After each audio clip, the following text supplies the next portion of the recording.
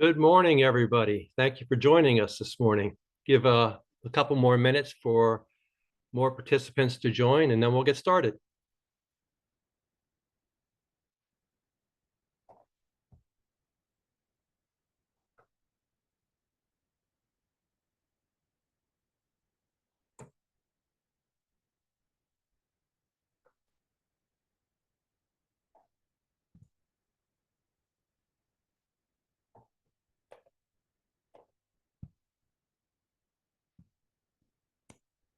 Joni, I'm keeping tabs on the number of participants down at the bottom. So as soon as we get to a number, if you want to give me a thumbs up, I'm happy to kick things off.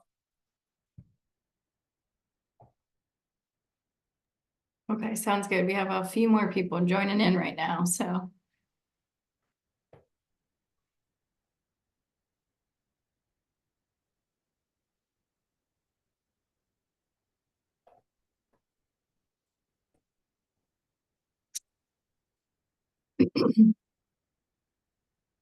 All right, I say let's go ahead and get started, Tom. Perfect. Thanks, Joni. Good morning, everybody. Welcome to Catapult Insights on the 2024 Compensation and Budgeting Survey. My name is Tom Sheehan. I am the Director of Membership Solutions at Catapult. My job is really simple. It's to make certain that our members are getting the most out of their membership. And we're really happy that you're joining us here today. We have a handful of prospective members and new members joining the presentation today. So if you would, bear with me for 2 minutes while I give a brief summary of who we are and what we do. As a reminder, Catapult is a nonprofit employers association that really resulted from the merger of two different employers associations. That's the Employers Association based out of Charlotte and CAI, Capital Associated Industries, based out of Raleigh. Both organizations have been around for more than 65 years, so we're not new to the game. I wanted to briefly mention to you kind of what our mission is, and that is to provide employers with the confidence to navigate everyday operational challenges, making workplaces more effective and employees more successful. And we endeavor to do that every day for our members. You'll see on the screen right now is the ability to get into the hub, which is our new online portal. Much of the information that will be shared today will be accessible to members through that hub. And to briefly talk about kind of the benefits of membership. Obviously, you have access to 24/7 HR advisors. Standard membership includes 5 hours of employment law advice, so you can tap into employment law attorneys. I previously mentioned the HR portal and the member community. Both of those have just relaunched and are really doing well. All sorts of access to HR policies, benefit data, a tool called XyWave, this salary survey data, and many, many more member events such as this. And again, to get the most out of your membership, you can email a navigator at navigator@letscatapult.org, and they will show you how to get the most out of your membership and help you in any way possible. We also have a premium membership, which includes all of the standard benefits, but in addition to that, there's unlimited employment law advice, so you can tap into those same attorneys on an unlimited basis. You also get a dedicated senior HR advisor and account manager. And then another big benefit is this $2,000 private group training or consulting annual credit, which allows you to tap into whatever projects that you're doing as part of your membership. We also do a compliance handbook review and much more access for PayScale Peer. We'll talk a little bit about PayScale Peer. And again, if you're a premium membership member or you're interested in a membership for premium, just reach out to those navigators and they'd be happy to help you out. With that, without any further ado, I'm going to turn things over to Jackie Esposito. She is one of our compensation advisors, and she has a great presentation for you today. Jackie? Thanks, Tom. Hi, everyone. Happy September. Can you see my screen? Yes. Awesome. Oh, no, I'm sorry. Not your presentation. My apologies. All right, let's share again. It's not like we've been doing this for the past 3 years, right? Now we see it. Thank you, Jackie. Yay. All right. So things look a little bit different this year. If you have been a longtime member or CAI member, we have called this survey the NC Wage and Salary Survey. We've rebranded it a little bit this year. And the intention behind it is, you know what, this is really turning into more of a compensation planning and budgeting survey. And we have members from all over the Southeast. So this year, it might look and feel a little bit different. A lot of the questions are the same, and we have some new analytics that we're excited to share with you this year. We released the survey last week via our newsletter. But if it got caught in spam or you didn't have time to read that yet, no worries. We also post our survey data on the hub. You can access this survey along with so many others. We are constantly adding new survey data, so please bookmark this. It's a great resource. Another resource I briefly want to share, under the HR toolbox, we also have a toolbox for compensation. So as we're thinking about end of year for a lot of folks, there's a lot of really neat compensation tools that you can go in there and have access to. And of course, if you don't see something that you're looking for, message me and I'm happy to assist. So the intention today, I'm really wanting to walk through this survey and talk through some of the analytics. When we were thinking about this survey this year, the team really wanted to, yes, present you with the data, but do it in a little bit of a different way. I think a lot of times, a lot of organizations, they release these numbers, right? What should you budget for 2025? What's 2024 looking like? But they don't do a lot of practical application. So we wanted to link the analytics with the practical application. And so hopefully you'll see this year through a lot of our insights, it kind of creates that why, that bigger picture that you can then present to your teams and say, okay, here's our plan for 2025. But before we jump into the survey, I always like to take a quick couple minutes to talk about the current market, what we're seeing in the market, because this is what drives the analytics that we're seeing in the survey. So at the end of the year, when I'm looking at the market, I'm really looking at 3 buckets. I'm looking at the consumer price index, and there's lots of different ways you can look at this. I just pulled in the national urban data.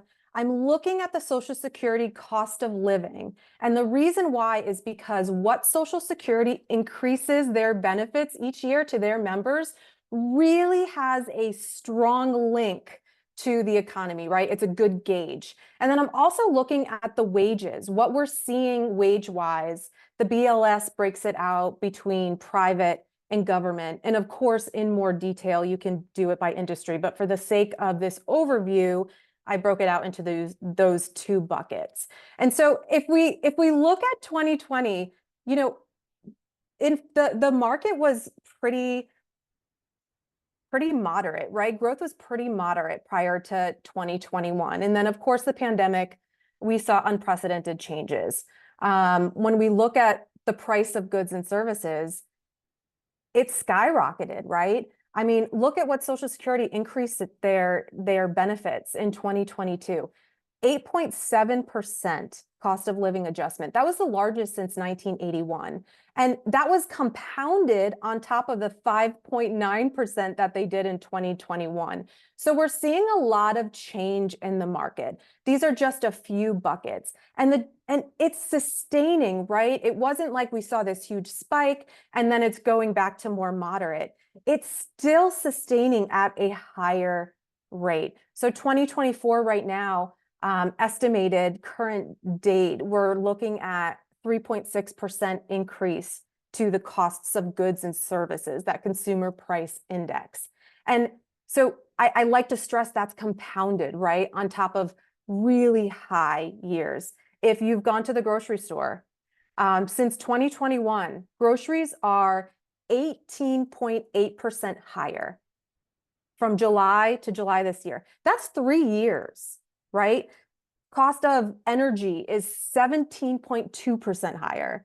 I mean, and you think about interest rates, you think about, housing costs, all of these things start to create that why. So cost of living, interest rates, what's going on in the market, cost of labor, our wages are not keeping up, and they can't. It's not sustainable, right? But the why is our employees are paying up here, their wages are down here, the interest rates are starting to catch up with everyone, right? So our folks are leaving oftentimes because they can't support their families, themselves, their communities, right? So compensation is the why behind this survey, and ensuring that we get it right for our employees so that they can support their families and their communities.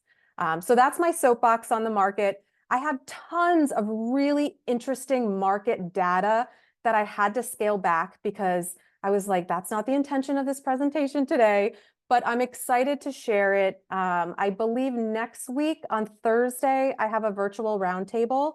It's about compensation, total rewards. I'm going to share a whole bunch of market data. So if you haven't registered for that and it's of interest to you, jump online, register for that virtual roundtable, and we'll dig into the market in more detail. So what is the survey saying this year? This year, we broke it up into 2 data sets. So the first data set is the Excel spreadsheet. And this spreadsheet gives you job matches, job ranges for over 1,200, I believe 1,200 positions, broken up between state.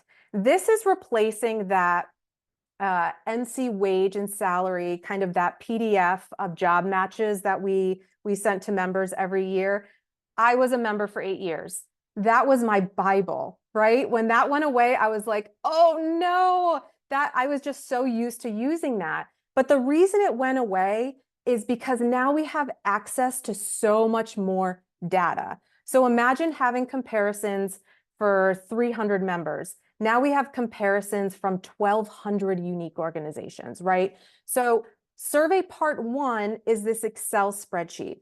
This is to be used as one source for job-specific ranges. And in the survey, you can download it in the survey, or you can also click on the link in the survey on the hub and have access to this spreadsheet. There's a lot of numbers in here, right? But a lot of good numbers. So how we broken up the Excel spreadsheet, we did it by state. What you're not going to get is the breakdown by industry, by employee, right? By profit, nonprofit. That's what we can pull more granular information through PayScale Peer, but this is a starting off point. And it has over, I think, Chris, and correct me if I'm wrong in the chat, it has over 1,200 job titles in here. So you can easily go through and get a ballpark range. You can see how many incumbents in the position title, so how many employees in the position title, how many reporting organizations, what the average base salary is, but also what the range is. You can see the average bonus and then the total comp. So when you're looking at total comp, that's the base plus incentive pay to really gauge if you are in line with market. We always recommend 3 sources. So this can be one data set. 3 sources is best practice for gauging if your positions are in line. When we're looking at these ranges, we're reporting on the 25th, the 50th, and the 75th, right? So if you're on the 25th, that means that 75% of organizations are paying more than you. 50 is that middle 50-50, right? And the 75th percentile, only 25% of organizations are paying higher. I think probably before the pandemic, a lot of organizations were comfortable hiring between the 25th and 50th percentile, right? That was just like ingrained. But because the market's so tight and because a lot of positions now are very competitive, especially a lot of the engineering, the IT, compensation philosophies are evolving, right? So you don't have to hire every single position between the 25th and 50th. Maybe your philosophy says, hey, for these really competitive positions, we're going to hire more into the 75th, right? All these ranges tell that story. So we have this general data, and then you also have the ability to break it down by industry, right? And that's through Pay Scale Peer. And so Pay Scale Peer is the tool that our members have access to. It is not an online compensation source like a comp analyst. It is an online survey source. And the great thing about this tool is that organizations upload their data in here. So all the data, you can see the company's reporting, you can break down by industry, location, company size. It is a newer tool. So it doesn't have every single job title right now, but it has a ton more titles than we had prior to implementing Pay Scale Peer. And it gives us a great ballpark. So this is a sample of a position and the report that you get when you're doing a quick search for any position, right?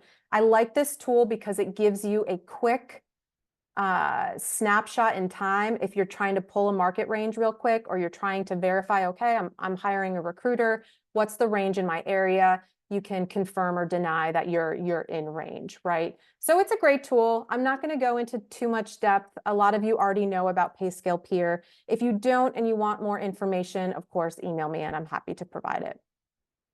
So when we're looking at these ranges that we were talking about before, another important element that I always like to stress is that it's not apples to apples, right? We're not going to position everyone on the range in the same place. So we want to really focus on pay equity and wage compression. I'm helping probably most members who were engaged in projects with are struggling with wage compression.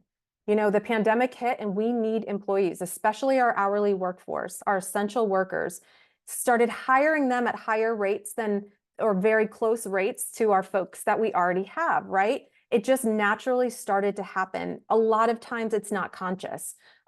It's just the result of the times. And so really focusing and spending some time on, okay, this is the market range for this role. Now let's look at our employees. Let's look at things like seniority, performance, special skills, education, and make sure that our employees are being compensated correctly on those ranges, right? That compression isn't happening, that folks aren't too close together. And a lot of times this is it's a very overwhelming thing to think about, right? Positioning folks on a range. I'm visual. I need a guide for that. And so what we did this year is we created a resource guide that says, okay, you have the ranges, taking equity, wage compression into consideration. What do these ranges mean? We created this best practice guide. This might not be accurate to your organization. You might have a union environment that is based on seniority, but this is something that you can consider when you're thinking about positioning within the range, right? It's not apples to apples. So let's just say you have a very competitive engineer, right? Working on AI software. Maybe the industry competition for that role is really high. Maybe we have to bring somebody in that's already a subject matter expert. They're hitting the ground running. They're meeting expectations right out of the gate. We're really not going to want to bring them in between the 25th and the 50th, right?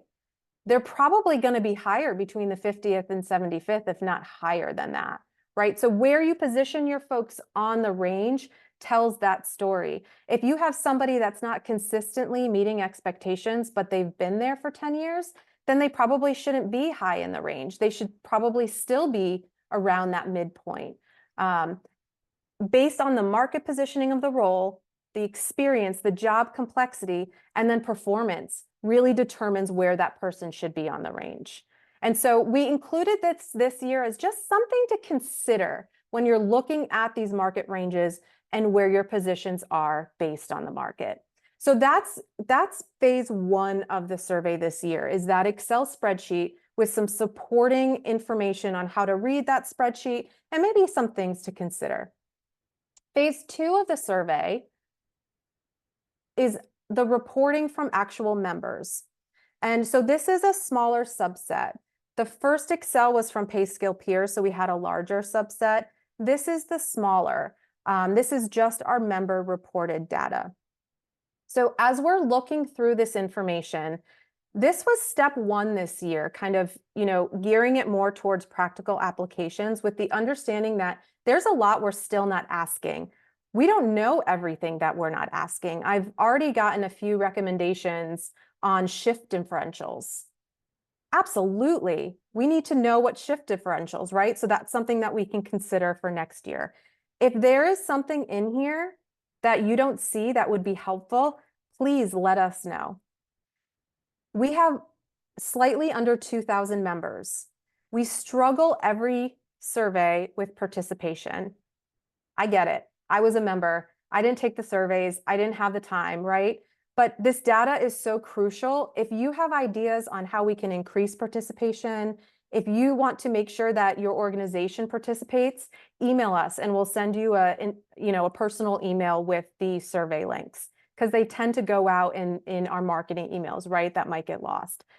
This information is so important. And as we grow our surveys at Catapult, we want to make sure that we have the best diversity of employees within our association that we can. So this year, we had 215 reporting organizations, and the survey breaks it down by location. Of course, Raleigh and the Charlotte area are going to be dominant locations, tax status, and then of course, revenue, employee size, and industry group. So we break those down for you. We asked participants what their philosophy was, right? Where are you hiring within the market range? And consistently year after year, I think most of our members are hiring strong right at that market rate, that 50th percent of market right out of the gate, right? So, historically it was between the 25th and 50th. I think now that market rate is the new norm, right at the 50th percentile. With some positions, you have to pay above depending on the complexity. Some organizations, about half of you, consider base pay only.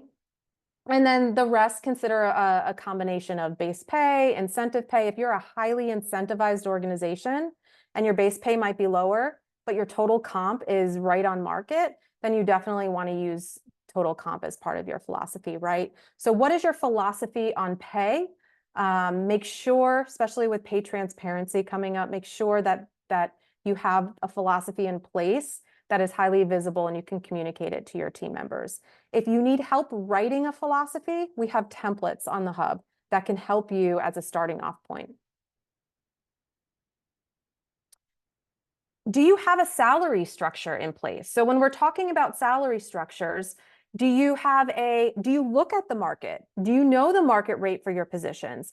If so, do you have pay grades, right? Standard grades that your positions are then put into that shows you where you need to hire for each position. Or maybe it's a union, maybe it's step increases.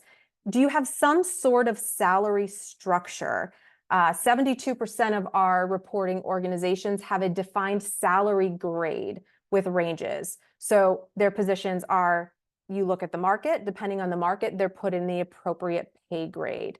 Now, like the market, pay grades are living, breathing, right? So you can't just have a pay grade and say, okay, we have a grade. We have to increase these grades year after year, depending on the market. The past couple of years have been really high. So we're seeing pay grades increased every 12 months around 3%. Sometimes more if you have a lot of employees who are low in the range or high in the range, you might increase them more. So I would really encourage you, if you do have pay grades, you're looking at the market data. What is the cost of living? What is the cost of labor? How should we increase our markets? Or you can email me and say, hey, what should I increase my pay grade this year? And I'll let you know. Right now, I'm thinking about 3%. So make sure your pay grades are increased. If it's not yearly, then there's some sort of way for, if it's every 24 months or 36 months, I would really recommend every year, at least considering increasing them, depending on the positioning of your employees in these pay grades.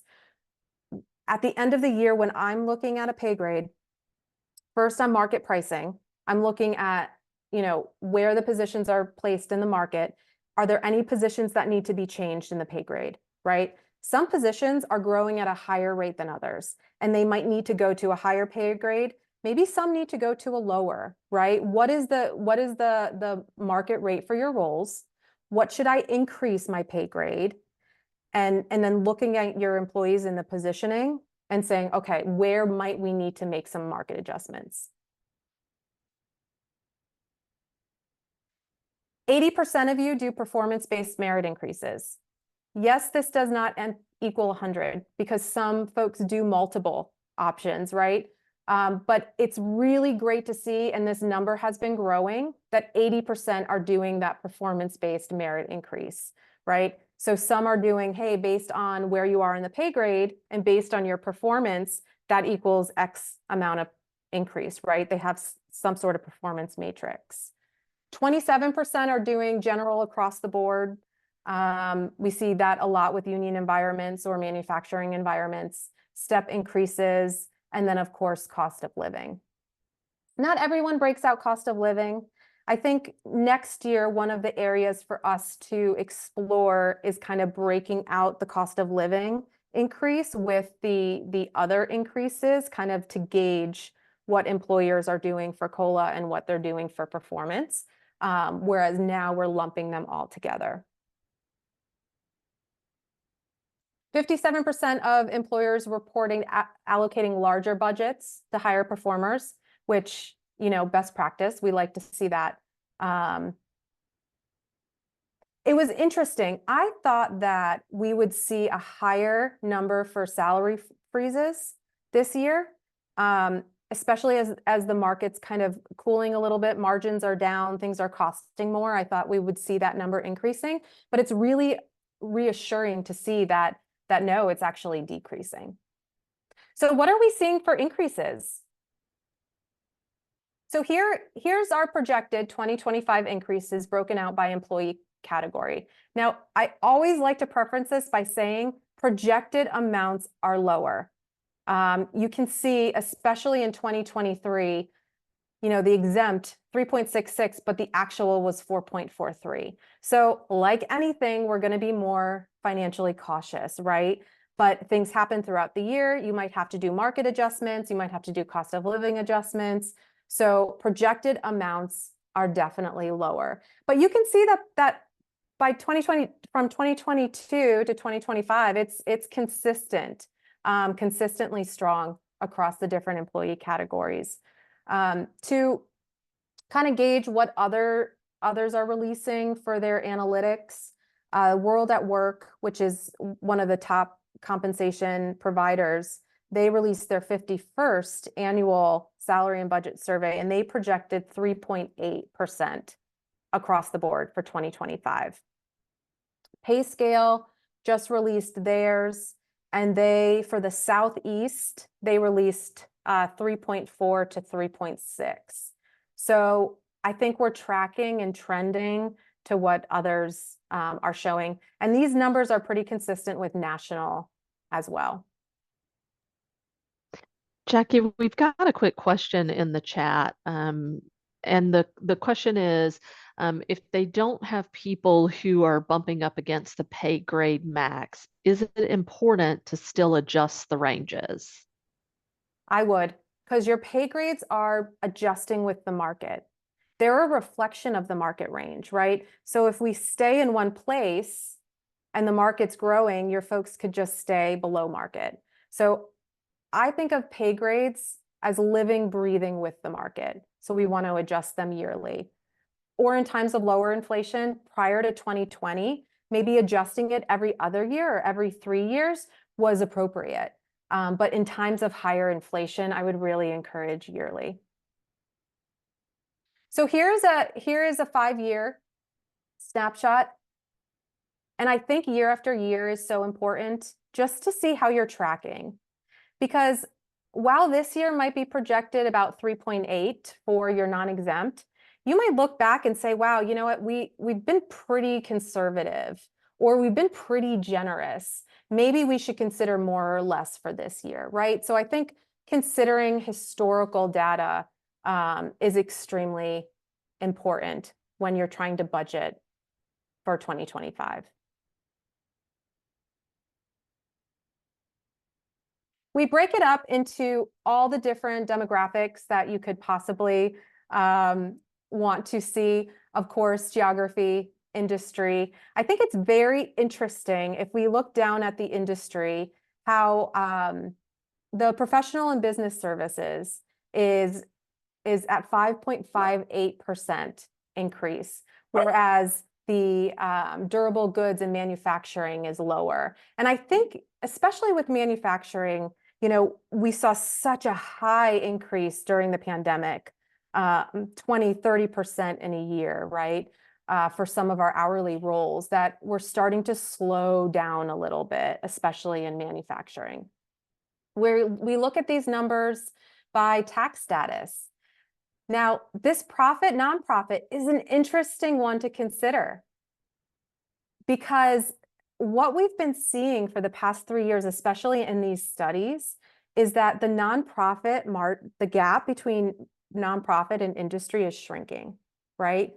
We are all competing for the same talent, but folks can't necessarily support their families in the not-for-profit world anymore. So the wages are increasing in nonprofit to be a little bit more, they're still lower, but a little bit more in line with for-profit for industry, just in order to sustain and find people, right? So it's interesting to see those numbers increasing for our nonprofit folks. So what do we do with this information, right? I mean, this is just our baseline, the analytics to support our whys.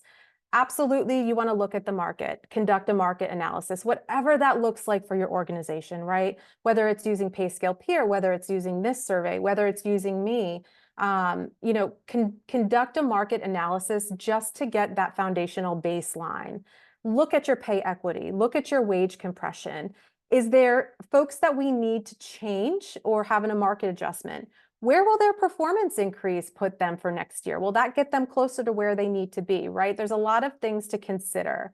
Think about your philosophy, especially if it hasn't been revised or looked at since the pandemic. I would really encourage you to kind of go through it and look at it again. And, you know, make that visible to your employees, right? I think in the business trends survey that we put out in the beginning of the year, one of the top 5 areas that our employees want is visibility, transparency to their pay, right?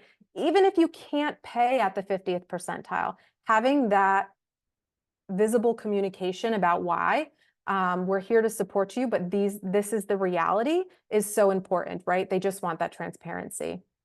And then plan for your adjustments. What does that look like? Do you have a merit matrix? Are we going to increase it this year? Are we going to stay the same?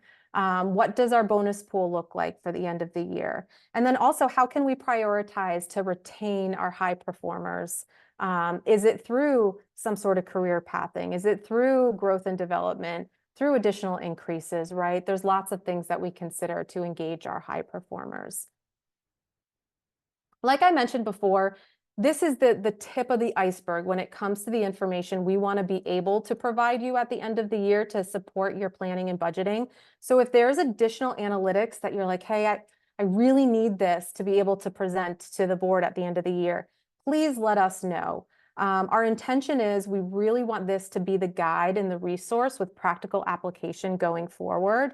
And then if you want to make sure your organization participates, like I mentioned before, email us. We'll definitely put you on the list to have the personal emails as well to make sure that we're including you in these analytics. And then the compensation team, this is what we do every day, right? We're living and breathing market data. So even if it's a quick advice email, a quick phone call, keep us, we're here to support you. It doesn't always have to be a market study, but we are a resource for you, especially as we're going into end of the year planning.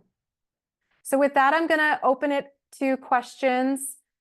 Carol, Chris, if we have questions in the chat, or if you want to go off mute and ask a question, we have a team here to hopefully be able to support. I just want to call out for those who may not be monitoring the chat. A question we received earlier was, would the market range positioning guide be available for download from the hub? And the answer to that is yes.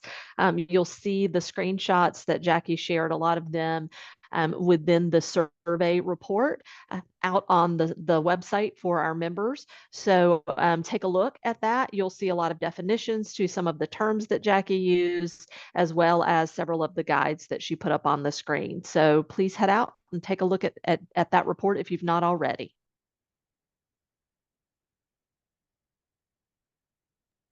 Jackie, it looks like another question has popped in. So if merit increases are effective January 1st, how far in advance do you recommend reevaluating pay ranges? Are you recommending as close to that date as possible or something else? Yeah, it really depends on the resources you have, right? I remember I used to have alerts on my calendar. September 1, I would start market pricing and have every step of the way. You can really start to market price anywhere from the summer on, and you can do differentials to the end of the year, right? So let's just say the market is growing. Right now it's 0.26% each month. I don't think that's going to really change unless we get hit by an unknown like the pandemic, but that, around 0.2 and change has been pretty consistent. So even if you pull a range in August, I would just age those ranges until the end of December.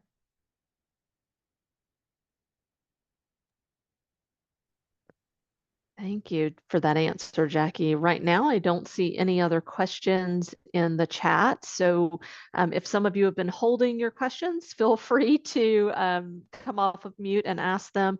Looks like we do have one. Will access to pay scale peer with the base Catapult membership still be an additional $150 per year in 2025? Chris, or Tom, is that something that you guys can help in answering? Yeah, I can answer that. I would say we're constantly evaluating the benefits within membership. It's something that we're taking a look at.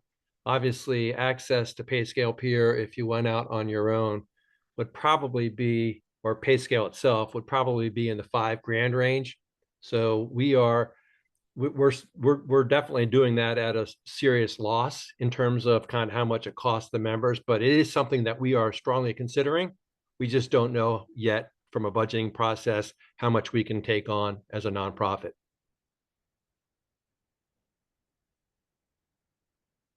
Thank you, Tom. And so we've got another question that says, any thoughts on the increase for the overtime threshold? Do you think that will move forward or not? And so I'll tackle that one. I kind of expected that question would come up today.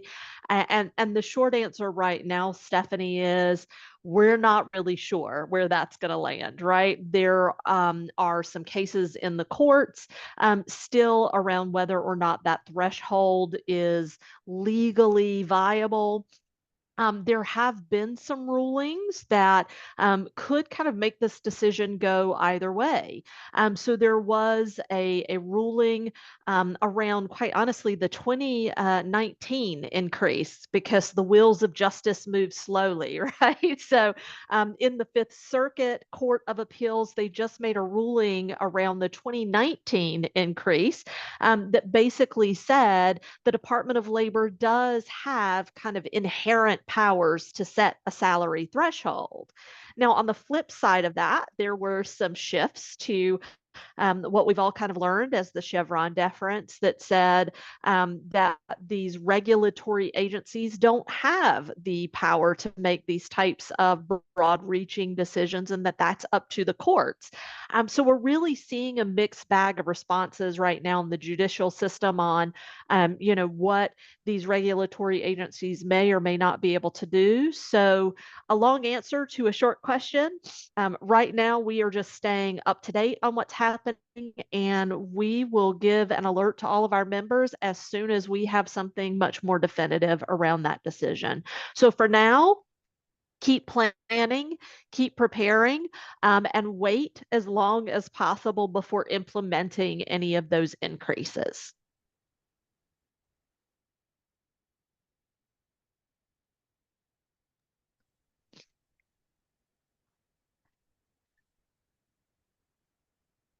And while I don't see another question, just for the participants, I'm going to plug an item back in the chat if you didn't see it earlier. We do have a current survey open. It's our business trend survey. It's open until October 11th. And I think Jackie kind of mentioned having your data is vital, just like you like to see others' data. So please, we ask you to kind of click on this link and participate and share some information if you will. Thank you, Carol. We will send some follow-up communication after this. Of course, all the resources we talked about today. Please don't hesitate to reach out, here to support you in your compensation. And Tom, unless you have anything else, I think with that, I'll close it out. All right, everyone. Have a great Wednesday. You too. Thank you. Thank you.